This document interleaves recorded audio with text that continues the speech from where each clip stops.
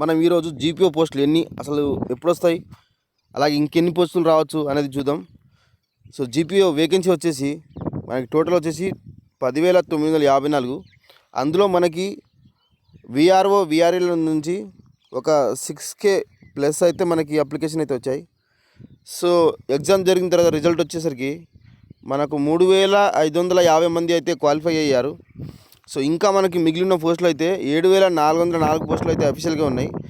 So మనకు తెలిసి ఇంకా 3,550 మందిలో ఇందులో కొంతమంది జాయిన్ కాకపోవచ్చు, ఎందుకంటే వాళ్ళ సర్వీస్ దృష్ట్యా గతంలో నుంచి చేస్తున్నారు కాబట్టి ఇప్పుడు కొత్తగా రిక్రూట్ అయితే మళ్ళీ ఈ కొత్త సర్వీస్ వస్తుంది కాబట్టి ఇన్ని రోజుల సర్వీస్ లాస్ అవుతారు కాబట్టి వారు మళ్ళీ ఇంకొంతమంది జాయిన్ కాకపోవచ్చు. నాకు తెలిసి 7,404 నుంచి 7,500 మధ్య పోస్టులు అయితే ఉండే ఛాన్స్ అయితే ఉంటుంది.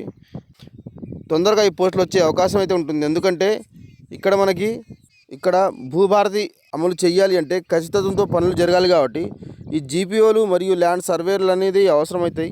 సో ఇప్పటికే ల్యాండ్ సర్వేలు అనే వారు ట్రైనింగ్ తీసుకుంటున్నారు కాబట్టి జీపీఓ పోస్టులు ఖచ్చితంగా అవసరం కాబట్టి అది తొందరలో వచ్చే ఛాన్స్ అయితే ఉంటుంది.